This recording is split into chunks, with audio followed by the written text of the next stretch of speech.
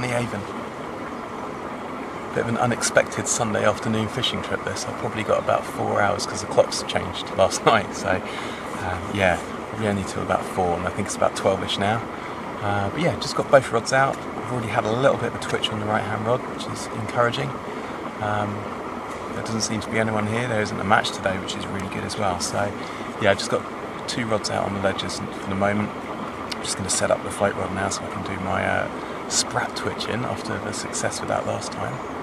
So fingers crossed, put pike or 2 on the bank. I'm getting knocks and taps left and right. I've just had what I thought was going to be a run on the right hand rod, but didn't actually in the end turn into anything. And now the left hand rod has started knocking. There's definitely something out there having a play today, but no takers yet. But I was just about to film something actually. Try something new. I was watching a barbel fisherman video a couple of days ago, and what they were doing is they were doing PVA sticks and pellets and tying it to the leads. So I thought, a bit of PVA, and I've made a, what was that? That's a tuna bread bomb. So all I've got in there is brown bread that I've crumbed up on the bankside, tin of tuna, left a tail end on it, and I'm going to tie that to the lead, and I'm hoping that'll do 2 things. One, it'll get a bit of a smelly scent, because that really is tuna fish and bready into the swim, and it will, you know, kind of attract bait fish as well. But also, if I tie it right, it will stop the lead and the bait separating on the cast, which has been a bit of a problem in that you do your cast and your mackerel head or whatever ends up in, you know, kind of in the margins, but then the weight actually lands 6 foot behind the bait, which is not ideal. So anyway, I'm going to tie that up. I'm probably going to re-chuck the right hand rod, I think. I'm going to give it another couple of minutes on the left hand rod, see if anything happens. And then I've got myself a sprat all set up there on the float rod, so I'm going to have a chuck around for 10-15 minutes on that. And if nothing happens, I've got to hoof it down to Houseboat Bay.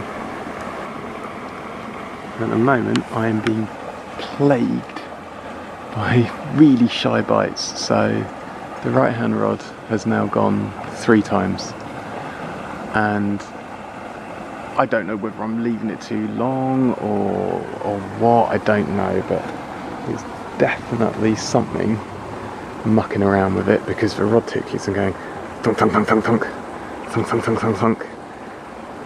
It's done it 3 times in a row now, so, but like a succession, and there's line going and then just stops. It's like it's completely dropped the bait. Don't know. So yeah, the last time it happened was I've just got the sprat rod going in the water. So it's 20-1 now. I've had signs of pike in this swim, so what the hell, I'm going to stick it out for another 20 minutes till 1 o'clock, and then I'm going to have a shift and we'll see what happens. But you know, it's all fun.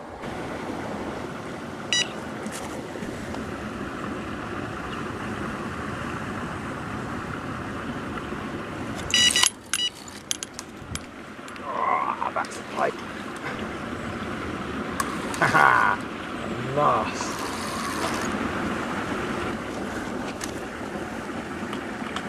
No wonder he's been causing me so much grief. I think it might be the smallest pike I've ever had. He really is only a little fella, but saved me from a blank, and he's super lively too. So let's see if I can just pick him up very quickly. There you go. Smallest pike in the River Avon.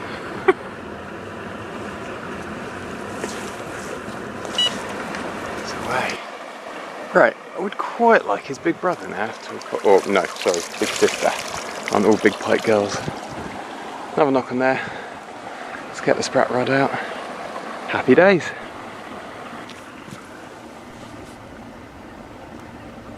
There's definitely something still out there. I just got an absolute savage knock on that right hand rod.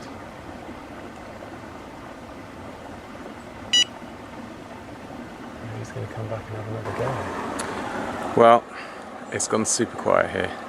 Had that massive knock on the right hand rod. 10 minutes ago, but not a sign, a sniff, and nothing since then. So I've just recast the rods. I'm going to give it 5 minutes, which will give me enough time to pack all of this lot down, and we'll hoof along the bank. Hopefully no one else has fancied going fishing today and the swim that I'm after will be free.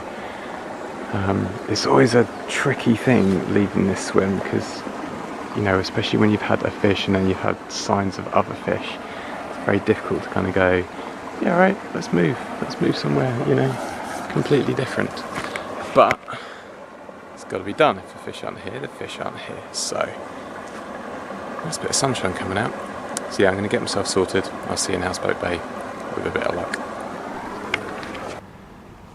Well, today Houseboat Bay is providing no action at all. It is dead as a doornail. I haven't had a twitch, a knock, and nothing. I've had a good cast round with a sprat.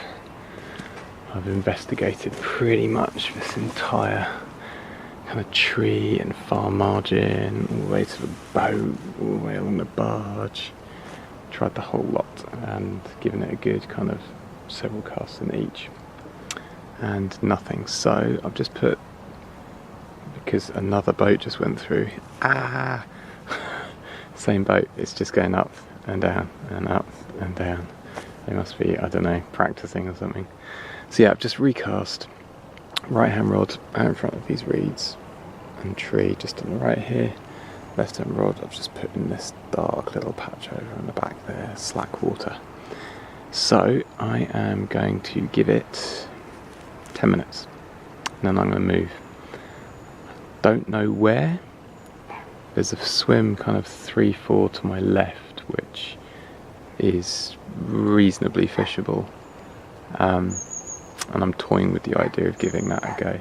There's a nice bit of tree cover on the far bank, and on the right hand side actually as well. It's a really tight swim, but you can get down to it. So yeah, I'm going to set my alarm, 10 minutes, and then we're hoofing again. Unless of course Houseboat Bay decides to, you know, produce a fish. That's swim number 3. I've had some decent chub out of this swim actually over the summer, but it's a bit of a treacherous one. It's not too bad actually for this stretch. Yeah. Crunch. So what have I done? I've put the right hand rod out in front of all of these bushes and trees down here, and I've put the left hand rod, if I can get around there, out in this little hollow just here. I had two casts along this far margin here, and both of them came back just like it felt really squidgy when it landed, and I pulled back and there's loads of cabbage weed on it, but that spot seems pretty clear. So yeah, it's a tight swim. I've managed to get the net and the 2 rods down here, and I can sit up the top here and keep an eye on everything. Just bumped in. No way. Yeah, we're on. Well, that is sodding annoying. He came off, but I'm not surprised he came off. When I actually got him in, as far as I did, I found this mangled all around my own trace. So yeah, double set of hooks, little short trace there, only about 6 inches long. Oh, but you might be coming back for a second go. So yeah, I'm happy that I managed to get at least a trace out of a pike. That's pretty good. And maybe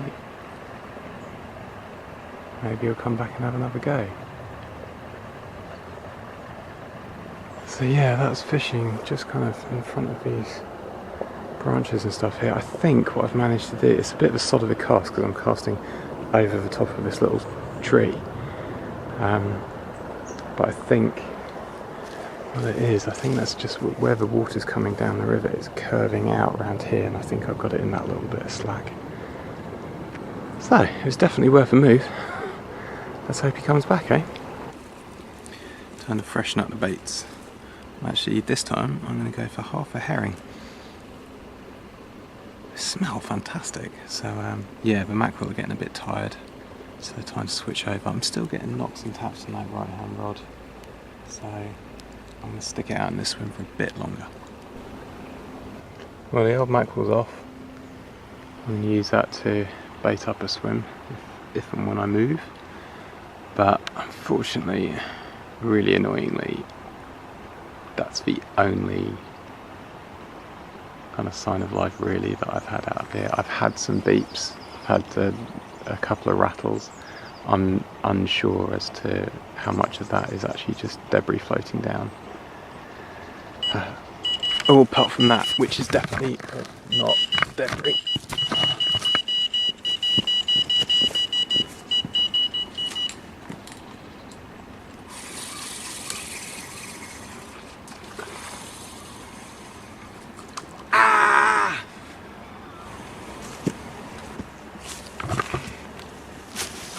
If I'm completely honest, I could do with not missing another one. That was really annoying. But you're moaning about there not being any runs. That was another fish, so in the rules of pike fishing, he might come back for another go. A balloon popped up on the horizon there. Nothing's happening with the sprat, so I've just put the other half of the herring on there, and I'm going to have another cast. Oh god, that is annoying. Amazing, just lost another one. I don't know what I am doing wrong. I don't know whether I'm not letting them take the bait for long enough. I don't know if I'm slightly paranoid about not striking early enough. I don't want to deep hook a fish. I don't know, but that was bang, bang, bang on the rock, bang, bang, bang, and then it started taking line. Wound down onto it, struck. Nothing, no resistance, no nothing.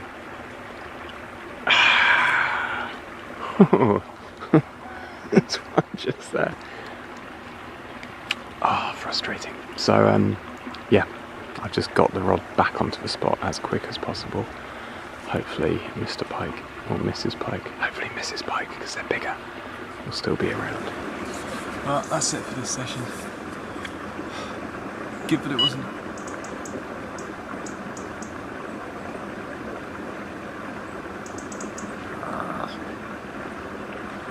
Give it wasn't a blank, even though that was probably the smallest pike in the Avon, I think. Very, very frustrating to have lost as many as I have. But I was glad to have got that trace out of the other fish. That's a good thing. So, yeah, I think that's it for this one. I think the next video I'm going to try down at the crane. The banks here are getting more and more treacherous as it gets into winter. So I'm thinking, unless I want to start tying myself to the bank side, I'm going to try down the crane next time. Which, yeah, I haven't done it for ages. It's a good spot, so fingers crossed. So yeah, I'm going to do the slow pack up, and yeah, like the video if you did, subscribe if you haven't, and I'll see you next time. Cheers.